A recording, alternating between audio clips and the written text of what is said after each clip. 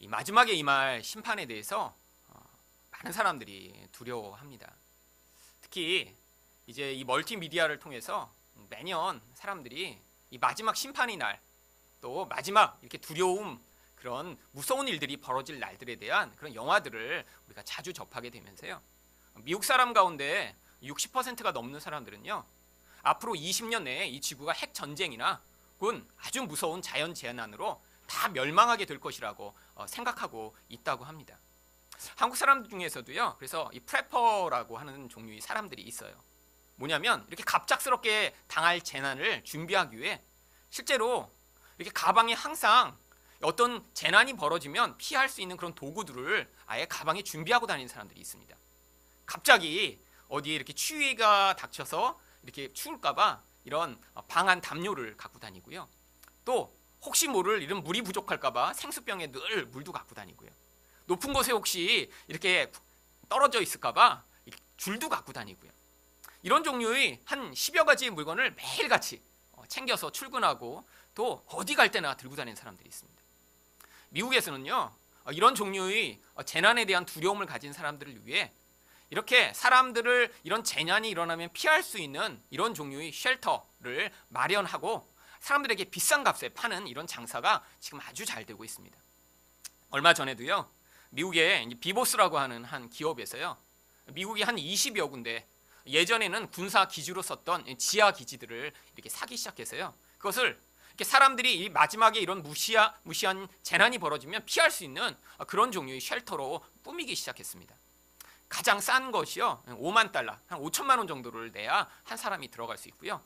비싼 것은요, 4천만 달러까지 한대요. 그런데 사람들에게 이렇게 판매를 했더니요, 이게 팔릴까 사람들이 처음엔 의아하게 생각했는데요, 얼마 지나지 않아 이게 다 팔렸다고 합니다. 여기에는요, 옛날에 미사일 기지로 썼던 이런 아주 지하 깊은 곳에 있기 때문에요, 핵전쟁이 일어나도 1년 동안 그 안에서 버티고 살 수 있다고 합니다. 전 세계가 지구가 물로 다 덮여도요, 그 물이 너무 깊지만 않으면 그 안에서 6개월 이상 그 물속에서도 살 수 있대요. 그런데 그 6개월을 더 그렇게 산 다음에는 어떻게 할지 모르겠어요. 하지만 식량도 뭐 평생 먹을 식량을 거기다 저장하는 게 아니라 다 1년 정도의 식량을 이제 저장해서 이렇게 살 수 있다고 합니다. 그런데 여러분, 실제로 핵전쟁이 일어나거나요, 전 세계적인 이런 아주 무서운 재난이 일어나면 일단 거길로 피하는 게 문제입니다. 여러분, 모든 재난 영화를 보시면요, 이렇게 핵 폭발이 일어난다 그러면 어떻게 돼요? 모든 사람들이 다 차를 갖고 나왔다가 길에서 다 그냥 죽거든요. 그런데 이런 미사일 기지 같은 게 다 어디 있냐면 네바다 사막 한가운데 있습니다. 그러니까요, 기본적으로 거기에 가는데 5-6시간 시간이 걸리는 거예요. 여러분, 이런 사람들이 두려움을 이용한 이런 세상의 마케팅, 결국 사람들은 거기에 돈만 내놓고요, 그 회사만 부자 되게 만드는 것이죠. 여러분, 물론 이 노아의 홍수 사건은 이렇게 이전에 일어났던 아주 무서운 홍수를 통해 앞으로도 이런 홍수가 일어날 거니까 우리가 이런 준비를 하라는 것을 이야기하는 것이 아니라요, 이제 이전에 일어났던 것을 통해 영적으로 지금 벌어지고 있는 심판과 마지막 심판에 대한 그런 사실을 우리에게 알려주기 위해 그 안에 메시지를 담아 표현하고 있는 것입니다. 이런 성경의 표현 방법을 모형론이라고 해요. 똑같은 상황이 벌어지지 않아도 어떤 종류의 그림을 통해서 이제 지금 벌어지고 있는 상황에 대해 우리가 명확하게 이해할 수 있도록 메시지를 전달하는 것이죠. 여러분, 성도도 이렇게 구약시대에 나타났던 이런 심판의 모형처럼 지금 우리에게도 심판이 임하고 있습니다.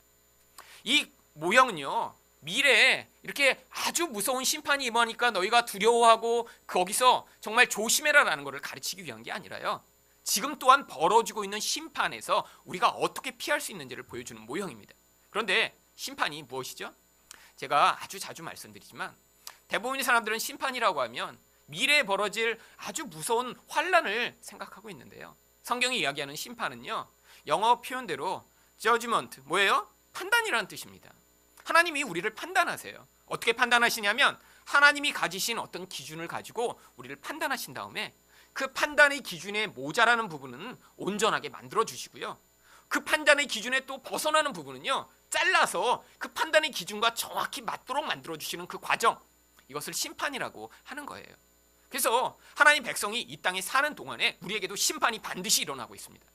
여러분, 심판이 지금 일어나지 않는다면요, 나중에 마지막 모든 과정이 끝난 다음에 하나님을 만나게 되었는데 우리가 하나님과 전혀 다른 존재예요. 그럼 그때 하나님과 함께 할 수 없는 거예요. 그래서 하나님이요, 이 땅이 지금 이 상황에서도 심판을 행하고 계신 것입니다. 베드로전서 그래서 4장 17절은 이렇게 표현하고 있습니다. 하나님의 집에서 심판을 시작할 때가 되었으니 만일 우리에게 먼저 하면 하나님의 복음을 순종하지 아니하는 자들의 그 마지막은 어떠하겠느냐. 여러분, 하나님의 심판이 어디에서 먼저 일어난다고요? 교회에서요. 왜죠? 이 마지막 심판을 피하도록 하시기 위해 하나님이 지금 우리를 그 하나님의 기준에 딱 맞는 사람으로 바꾸어 나가고 계신 것입니다. 그런데 그렇다고 해서요, 마지막 심판이 없는 게 아니에요. 마지막 심판이요, 성경이 이렇게 이야기합니다. 베드로후서 3장 17절에 보시면요, 이제 하늘과 땅은 그 동일한 말씀으로 불사르기 위하여 보호하신 바 되어 경건하지 아니한 사람들이 심판과 멸망의 날까지 보존하여 두신 것이니라. 여러분, 지금 이 땅이 어떻게 보존되고 있다고요? 마지막의 그 무서운 심판을 위해 보존되고 있다는 것입니다. 성경은요, 이 마지막에 임할 심판을 이렇게 무서운 불로 태워지는 그런 심판으로 묘사하고 있어요. 그 이유가 무엇이냐면, 여러분, 마지막의 이 심판은요, 죄를 지었으니까 그 죄 지은 것을 하나님이 다 보복하시기 위한 심판의 의미보다는요, 이제 하나님이 처음 창조하신 이 창조를 회복하신 다음에 거기서 그렇게 회복된 사람들과 하나님이 함께하는 그 결론을 이야기하는 것입니다. 여러분, 천국이 무엇이죠? 좋은 것이 천국인가요? 아니에요. 그 좋으신 하나님과 사람이 함께 하게 되는 그 자리가 바로 천국인 것이에요. 그러니까 나중에 거룩하신 하나님, 죄가 없으신 하나님과 이 사람이 함께 해야 하는데, 하나님은 거룩하신 분이십니다. 여러분, 거룩이라는 것은요, 죄가 하나도 없다라는 것을 얘기해요. 그런데 하나님은 거룩하시기 때문에 그 죄인과 함께 하실 수가 없어요. 왜냐하면 하나님 스스로 죄가 자기에게 다가오면요, 자신을 지키시고자 하는 그 보존의 일을 하시기 때문입니다.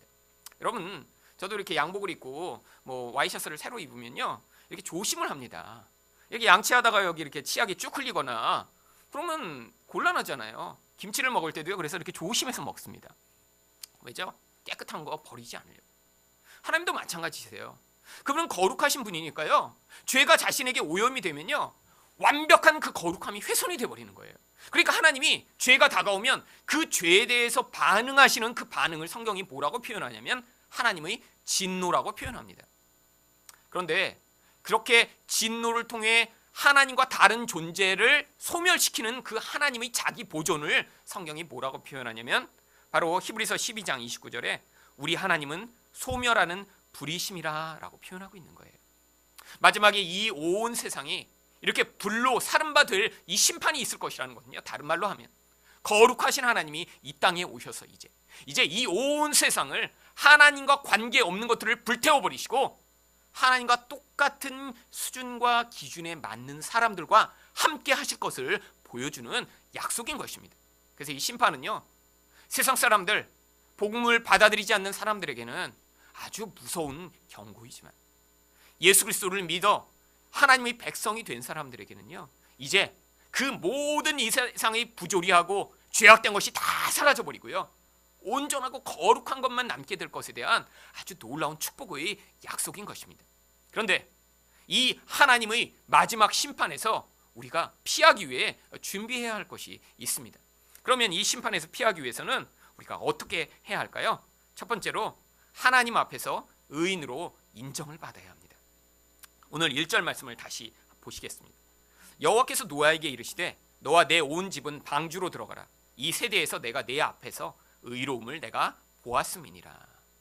여러분, 노아와 노아의 가족이 하나님이요, 의롭다라고 인정하세요.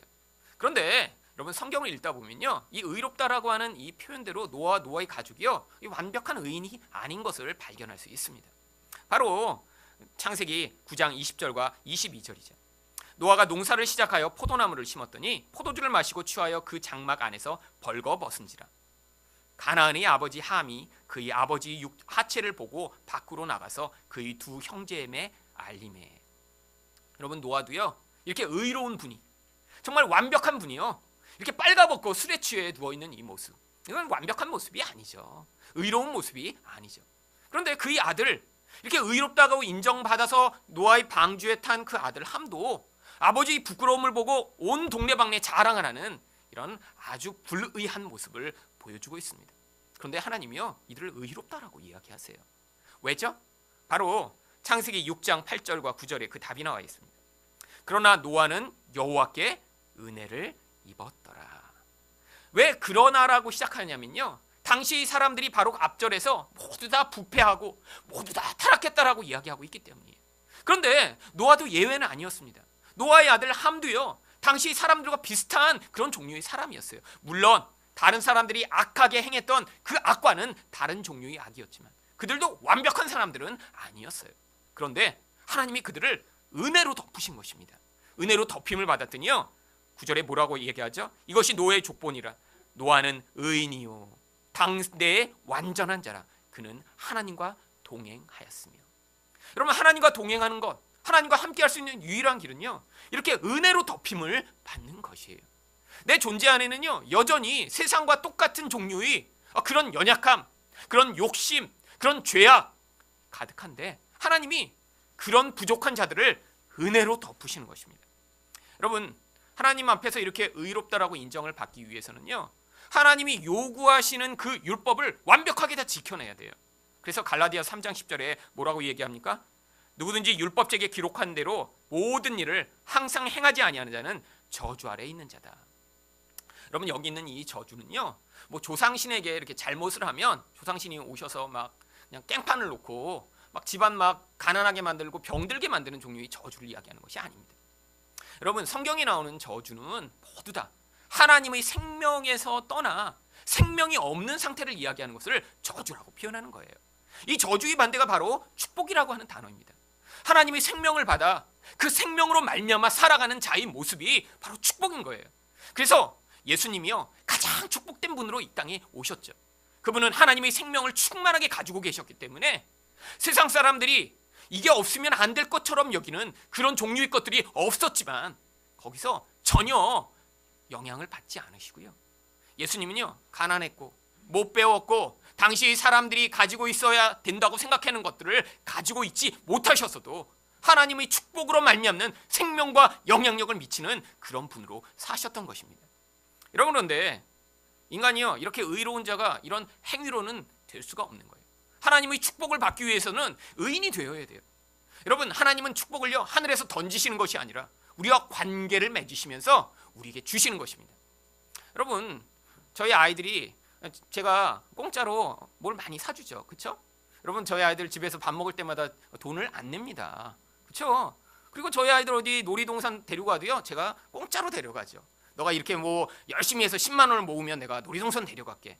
그러면 아빠가 아니죠. 여러분, 왜 제가 저희 아이들한테 이렇게 잘해주죠? 아빠니까요. 당연히 그래야죠. 여러분, 마찬가지입니다. 하나님도요, 하늘에서 그냥 하나님과 관계 없는데 어떻게 하나 보자 그래서 축복을 이렇게 던져주시는 분이 아니에요. 하나님과 관계를 맺으면요, 당연히 축복이 흘러 들어오게 되어 있습니다. 아빠와 함께 있으면 그 아빠가 그 아이가 필요한 것을 다 주듯이.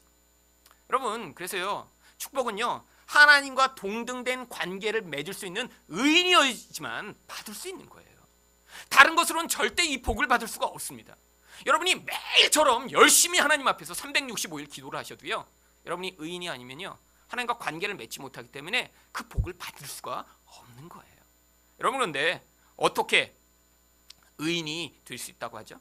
갈라디아 3장 11절은 그렇기 때문에 뭐라고 얘기합니까? 하나님 앞에서 아무도 율법으로 말미암아 의롭게 되지 못한다라고 얘기해요. 하나님이 정해놓으신 기준을 사람은 지킬 수 없다라는 것입니다. 다른 말로 얘기하면요, 로마서 3장 23절에 모든 사람이 죄를 범하였음에 하나님의 영광에 이르지 못하더니. 여러분, 하나님의 영광이라는 건요, 하나님을 그 자체를 이야기합니다. 그런데 하나님과 가까이 갈 수가 없는 거예요. 왜죠? 죄인인 채로 가면요, 하나님이 불태워버리시니까요. 그래서 반드시 하나님의 축복을 얻고 하나님과 함께하기 위해서는 우리가 의인이 돼야 돼요. 그런데 하나님이 요구하시는 율법을 지켜 의인이 되지 못하고 우리에게 그래서 하나님이 다른 길을 예배해 놓으신 것입니다. 바로 로마서 3장 24절이에요. 그리스도 예수 안에 있는 속량으로 말미암아 하나님의 은혜로 값없이 의롭다 하심을 얻은 자 되었느니라. 여러분, 그래서 우리가 의인이 되는 게요, 이제 하나님과 관계를 맺는 게요, 여러분이 어떤 열심을 부려서가 아니라, 내가 이렇게 잘난 사람이어서가 아니라, 아무런 조건이 없는데 하나님이요 그냥 은혜를 주신 다음에 너는 의인이야 라고 인정해 주시는 거예요. 근데 우리에게 뭘 요구하세요? 그것을 받아들이는 믿음을 요구하시는 것입니다. 여러분, 그래서 이 모든 얘기를 갈라디아서 2장 16절은 약간 길지만 이렇게 이야기합니다. 사람이 의롭게 되는 것은 율법의 행위로 말미암음이 아니요 오직 예수 그리스도를 믿음으로 말미암는 줄 알므로 우리도 그리스도 예수를 믿나니 이는 우리가 율법의 행위로서가 아니고 그리스도를 믿음으로써 의롭다 함을 얻으려 함이라. 율법의 행위로서는 의롭다 함을 얻을 육체가 없느니라. 여러분, 하나님이 우리에게 뭘 요구하세요? 믿음을 요구하세요. 여러분, 근데 이 믿음이라는 건 다른 말로 얘기하면 내가 행하는 모든 것을 부정하는 것을 얘기합니다. 여러분, 하나님은요 우리가 얼마나 돈이 많은지 적은지에 별로 큰 관심이 없으세요. 물론 세상 사람들은 관심이 있습니다. 사람들이 관심이 있으니까 세상에서는요 부유하게 되는 것을 굉장히 좋아하고요, 그렇게 되기 위해 몸부림치죠. 하나님은요 키가 크냐 작으냐 별로 큰 관심이 없으세요. 하나님은요 우리가 어느 학교를 나왔냐도 별로 관심이 없으세요. 하나님이 관심이 있으신 건 딱 한 가지세요. 의로우냐? 나랑 똑같은 모습을 가지고 있느냐? 여러분, 의라는 게 뭐라고요? 하나님의 사랑의 기준을 완벽하게 만족시키는 그 기준을 가지고 있는. 그런데 어떤 사람은 더 의롭고 어떤 사람은 덜 의롭고 한 게 아니라 우리 모두가 불의해요. 그러니까 하나님이 유일하게 우리에게 요구하시는 게 믿음인 것입니다. 여러분, 그래서요 이렇게 하나님이 주신 의를 받아들인 사람이 마땅히 보여야 할 태도가 있습니다. 첫 번째는요, 하나님이 베푸신 은혜에 대한 은혜의식이에요. 여러분, 은혜의식이 뭐냐면요, 내가 이 정도면 그래도 은혜 받을만 하지, 이게 아니라 어떻게 나를 구원하셨을까? 나보다 훨씬 착하고 훨씬 멋진 사람 많은데. 여러분, 가끔씩 그런 사람 만납니다. 예수 안 믿는 사람이 더 착한 사람 많다고. 저도 그런 것 같아요.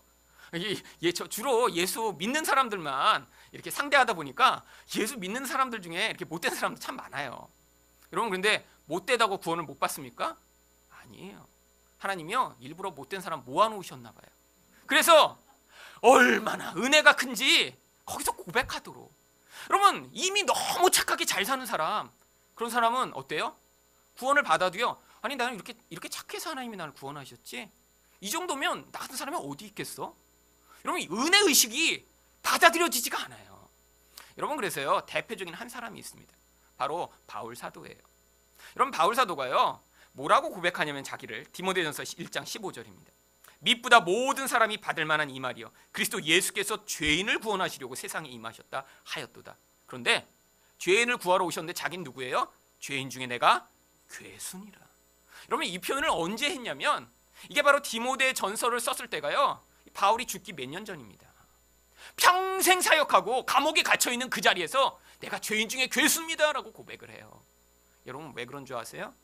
이전에 나쁜 짓 많이 했거든요. 여러분, 이 바울은요 예수님과 동시대 사람이에요. 사실 이렇게 훌륭하게 쓰임을 받을 사람을요 예수님이 중간에 찾아가셔서, 여러분, 예수님이 다 제자들 찾아가서 부르셨습니다. 마태도요 세관에 앉아있는데 나를 따르라 라고 부르셨어요.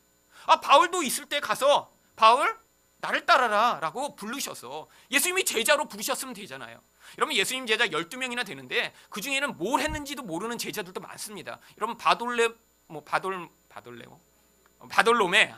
이름도 헷갈릴 정도로 이렇게 무명의 사람, 여러분 뭐 했는지 우리는 몰라요. 그런데도 예수님이 12제자예요. 여러분, 바울 같은 사람 미리 부르셔서 예수님이 12제자 중에 베드로 그리고 바울 이렇게 시작하셨으면 좋았을 거 아니에요. 근데 어떻게 하도록 놔두셨어요? 예수 믿는 사람 잡아 죽이도록 놔두셨어요. 열심히 사람들을 죽이며 박해하도록 놔두셨어요. 그 다음에 어떻게 하세요? 그 다음에 불러내세요. 그러니까요 평생 어떤 의식에 사로잡혔냐면 나를 어떻게 구원하셨을까? 아니, 구원만 하신 게 아니라 나를 어떻게 사도로 삼으셨을까? 여러분, 은혜 의식에 사로잡힌 삶을 살았던 것입니다. 여러분, 그 빚진 의식 때문에요 그는요 여러분 하나님을 섬기고 복음을 전파하는 일 외에는 다른 걸 할 수가 없었던 거예요. 여러분, 하나님이 그래서 우리를 어떤 때는 죄악에 깊이 빠져있는 그 상태대로 그냥 놔두시는 경우가 있어요. 왜죠? 거기서 우리가 어떤 존재인지를 깨닫도록요. 그렇게 해서 구원을 받으니까요 바울이 뭐라고 고백합니까? 디모데전서 1장 13절입니다. 내가 전에는 비방자요 박해자요 폭행자였으나 도리어 긍휼을 입은 것은 내가 믿지 아니할 때 알지 못하고 행하였음이니라. 자기 존재의 정체성을요 비방자, 박해자, 폭행자라고 고백합니다. 근데 그런 자를 향해 하나님이 어떻게 하셨다는 거예요? 은혜를 베푸시고 긍휼을 베푸셨다고 고백하는 거예요. 여러분, 하나님이 그래서 우리 인생 가운데 찾아오시면요, 여러분, 근데 문제가 있습니다. 이렇게 이전에 이런 삶을 살았던 사람은요, 이 변화가 좀 빨라요. 그래갖고요, 이전에 이렇게 좀 놀았던 사람들은요, 예수 믿고 나면요, 이 눈물도 많이 흘립니다. 자기를 돌아보면 죄인이었거든요. 나쁜 짓 많이 했거든요. 그런데 이렇게 교회 오래 다닌 사람들은 이렇게 돌아봐도 별게 없어요. 초등학교 때 주일날 오후 예배 빼먹고 이렇게 뭐 사 먹은 일, 이런 일 기억나고. 여러분, 근데 그게 아니에요.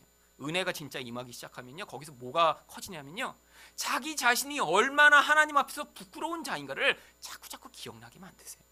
여러분, 행위가 문제가 아닙니다. 우리 본질 안에서 나오는 그 미움, 하나님에 대한 불신, 사람 앞에서 높아지고 하는 그 욕망들, 하나님이 그것을 죄로 여기시고 우리 안에서 그 죄의식을 자꾸 깊어지게 하시는 것이죠.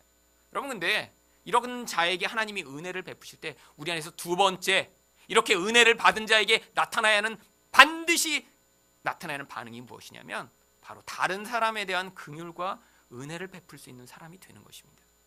여러분, 왜죠?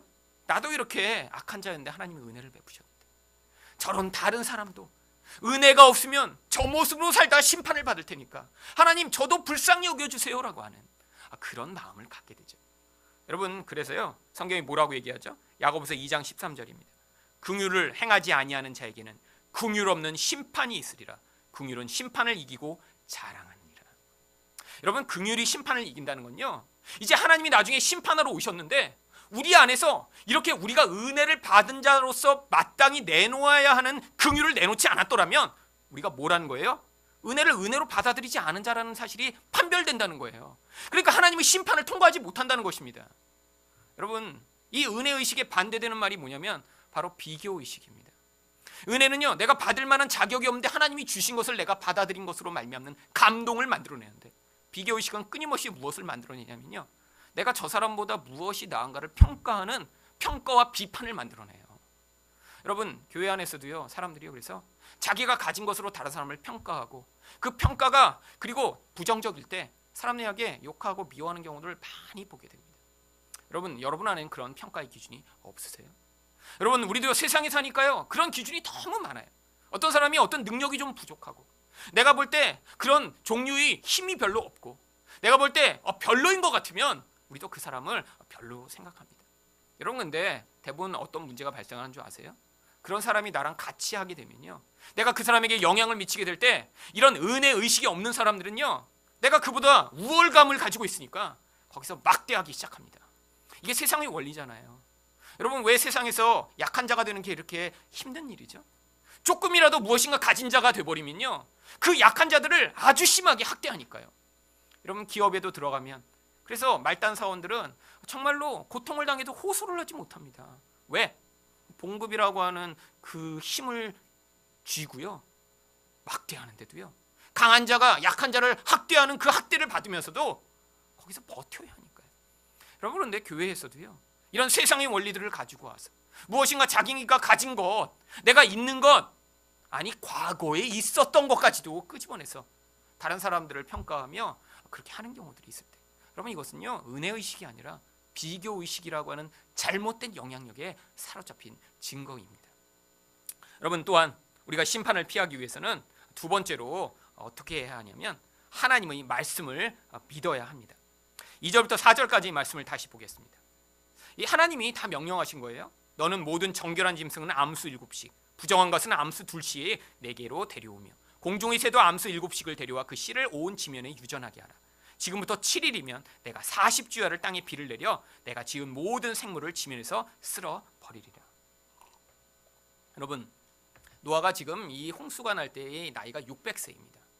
여러분, 600세면요 얼마나 오래 살았어요. 정말 사실 뭐 이제 저 같은 경우에도 40몇 년 살았는데 600세까지 저 살라고 해도 좀 별로 싫어요. 너무 길어요, 너무. 여러분, 근데 그 600세 동안 살면서 노아는요 한 번도 비를 경험한 적이 없습니다. 세상이 다 수증기로 덮여 있었기 때문에 당시에는요 비가 내리지 않았어요. 그런데 하나님이요 비가 내린다고 방주를 준비하래. 게다가 바다에다 만드는 게 아니라요, 산 꼭대기에다 방주를 만듭니다. 사람들이 바보라고 놀려요. 멍충이라고 그래요. 미쳤냐고 그래요. 여러분, 근데 묵묵히 하나님 말씀에 순종하며 그 말씀을 믿습니다. 여러분, 어떻게 이걸 믿게 될까요? 여러분, 원래 우리는 믿을 수가 없는 존재예요. 여러분, 믿음이라는 건요, 영적인 거예요. 이것도 은혜로 말미암은 결과입니다. 여러분, 하나님 말씀을 믿어야, 그래야 순종이 나오거든요.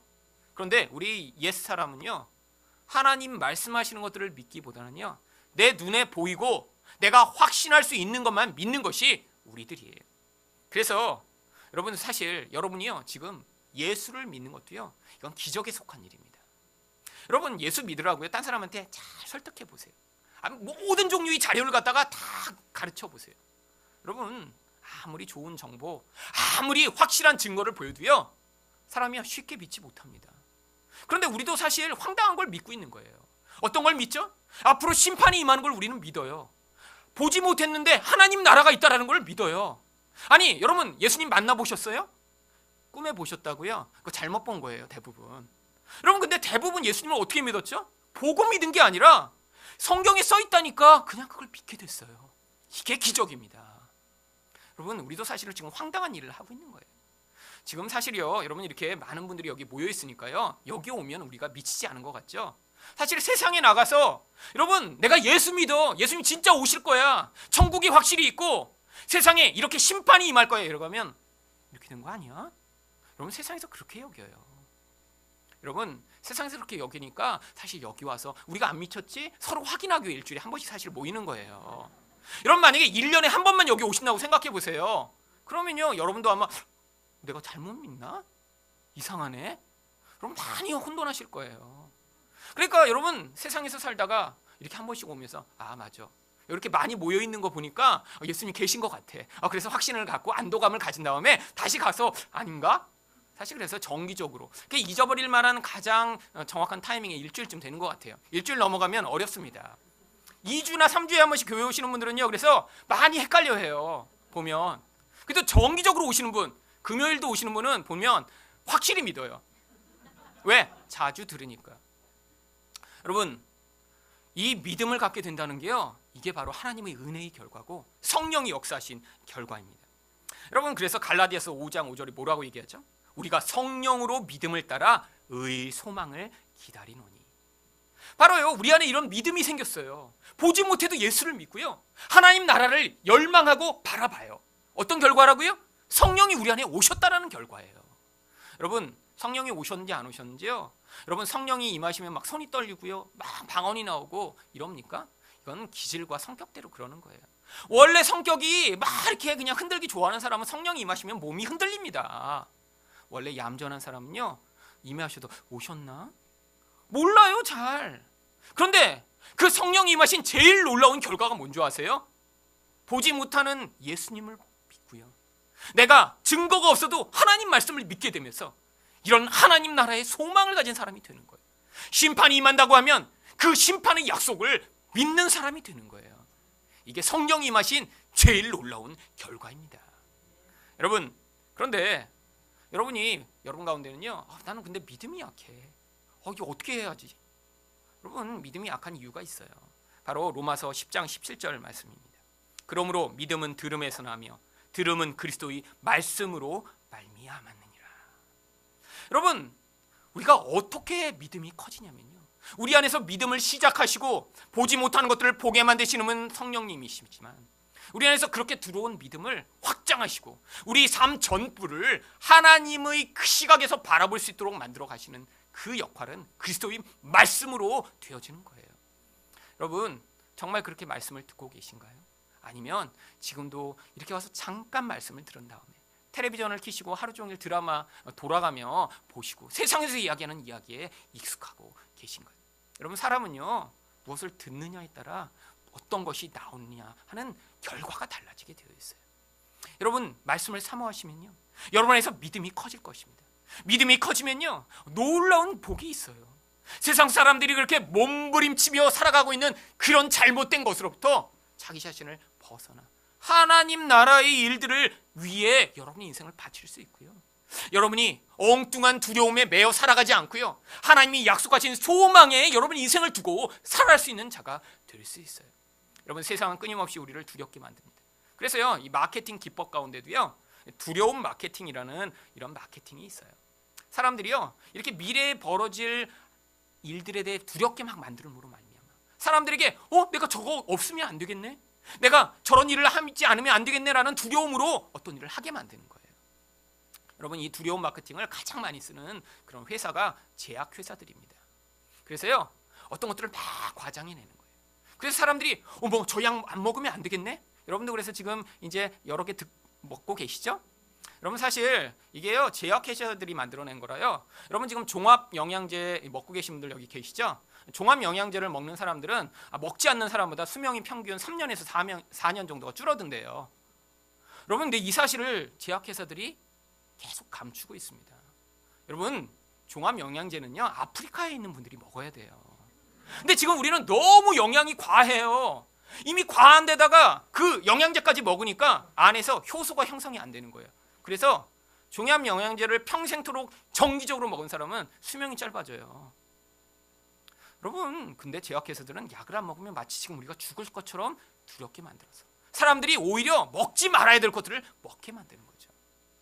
여러분, 정말로 이런 믿음 있는 자로 세상을 사시기 위해서는 여러분 안에 말씀으로 말미암는 하나님 나라에 대한 비밀에 확신을 둔 그런 견고한 근거가 필요한 것입니다. 세 번째로, 심판을 피하기 위해서는 어떻게 해야 합니까? 하나님의 명령을 다 순종해야 합니다. 우리 5절 말씀을 다시 한번 보겠습니다. 노아가 여호와께서 자기에게 명령하신 대로 다 준행하였더라. 여러분, 정말 다 준행해야 돼요. 여러분, 다 준행하고 계세요? 서로 사랑하라라고 하시는 명령을 지금 다 준행하고 계신가요? 여러분, 이 명령을 그럼 우리가 어떻게 지킬 수 있죠? 결국 그래서 우리에게 지금 심판이 일어나고 있는 것입니다.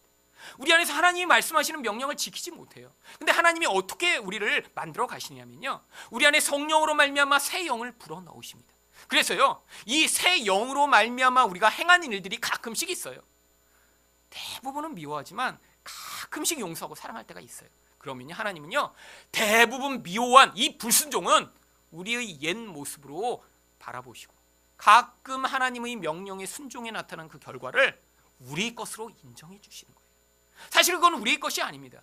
예수 그리스도가 영으로 우리 안에 오셔서 우리 마음을 주장하시고 우리가 그것에 순종하도록 만들어내시는 거예요. 바로 이 모형이 구약의 이스라엘 백성들이었어요. 구약의 이스라엘 백성들은 끊임없이 불순종합니다. 그래서 하나님이 그들을 향해 뭐라고 명령하세요? 에레미야 26장 4절입니다. 너는 그들에게 이와 같이 이르라. 여호와의 말씀에 너희가 나를 순종하지 아니하며 내가 너희 앞에 둔 내 율법을 행하지 아니하며. 이게 바로 우리의 모습이에요. 어떤 모습이요? 옛사람으로 말미암는 모습이에요. 그런데 하나님이 구약의 백성들을 통해 너희가 그 육신으로는 안 되기 때문에 내가 새로운 일을 행하겠다라고 해서 약속을 주십니다. 그 약속이 바로 새 언약의 약속이에요. 에레미야 31장 33절 말씀을 보겠습니다. 그러나 그날 후에 내가 이스라엘 집과 맺을 언약은 이러하니 곧 내가 나의 법을 그들의 속에 두며 그들의 마음에 기록하여 나는 그들이 하나님이 되고 그들은 내 백성이 될 것이니라. 여호와의 말씀입니다. 하나님이 하나님의 법을 우리 안에 새겨 넣으신대요. 그래서 그 법대로 우리가 살아가는 자가 되게 만드신대요. 그 일이 어떻게 일어났냐고요? 갈라디아서 5장 18절에 너희가 만일 성령의 인도하시는 바가 되면 율법 아래에 있지 아니하리라. 하나님 백성 안에 이제 성령이 오시면요, 우리 안에서 반드시 그런 일을 하게 만드세요. 하나님의 모든 의를 이룰 수 있는 그런 종류의 요구를 우리 안에서 만드세요. 예전에는 남을 막 비방하고 남을 깎아내리고 내가 남보다 높아지고도 했다면 지금은 그런 행위를 하더라도 우리 안에서 죄책감이 들고요, 내가 그렇게 하지 말아야겠다는 그런 모습이 나와요. 그런데 늘 실패하지만 가끔씩 내가 순종하게 될 때가 있어요. 하나님은요, 그렇게 가끔 순종하는 거를 뭐라고 인정해 주세요? 아, 내 아들이 순종했구나라고 여기시면서 마치 우리 삶 전체가 하나님의 말씀에 다 순종한 것처럼을 받아들여 주시는 거예요. 이게 바로 그리스도 안에 있는 하나님의 백성의 모습입니다. 그런데 우리 이 모습을 그냥 놔두실까요? 아니죠. 하나님이 개입해 오십니다. 그렇게 개입해 오시는 과정을 성경이 고난 혹은 환난이라고 부르는 거예요. 시편 119편 71절에 보시면요, 고난당한 것이 내게 유익이라. 이로 말미암아 내가 주의 율례들을 배우게 되었나이다. 여러분, 우리 안에서 이렇게 가끔씩 만들어지던 그 순종의 모습이 이제 하나님이 고난이라고 하는 과정을 통해서 우리 안에서 내 죄된 모습을 깨닫고 하나님이 우리 안에서 성령으로 인도해 나가신 것들을 순종하는 겸손한 마음을 만드셔서 내가 그렇게 하나님의 뜻에 이제는 순종하게 될 때 그 안에서 그 고난을 통해 순종하는 백성의 모습으로 우리 인생을 바꾸어 나가고 계신 거예요. 여러분, 그래서 우리 인생에 지금은 다 순종할 수 없지만 이렇게 다 순종하는 자처럼 하나님이 여겨가시며 앞으로 그런 자로 만드실 약속 가운데 우리 인생을 지금 개입하고 계신 것입니다. 그래서 여러분 인생 가운데 어려움이 있고 여러분 인생 가운데 고난이 있는 것이 이게 잘못된 게 아니에요. 하나님이 우리를 이렇게 완전한 자 되게 만드셨어요. 나중에 심판이 임하더라도 얘는 나랑 똑같은 자네. 그래서 너는 이 심판으로부터 벗어나 의인이니까 나랑 영원히 내가 주는 축복과 생명을 받아 누려 사는 자가 될 것이다 라는 그 약속으로 우리 인생을 축복하기를 원하시는 것입니다. 바로 그래서 이렇게 순종했더니요 6절부터 9절에 노아가 그 순종하는 말씀대로 행했는지를 성경이 이야기하면서 7장 10절에 뭐라고 오늘 본문이 마무리되나요? 7일 후에 홍수가 땅에 덮이니. 이렇게 심판이 임해도 어떻다는 거예요? 순종한 이 노아, 의로운 노아, 하나님의 말씀을 믿은 이 노아는 그 심판으로부터 자유하였다라는 것을 성경이 기록하고 있는 것입니다. 여러분, 우리 인생에서도 이렇게 그리스도로 의인이 되고 하나님의 말씀을 믿고 그리고 하나님 말씀에 순종해 나갈 때 지금 있는 심판뿐 아니라요 마지막에 있는 심판에서도 자유로울 수 있고 보호받을 수 있다는 확신과 믿음으로 사실 수 있는 그런 하나님 백성 되실 수 있습니다.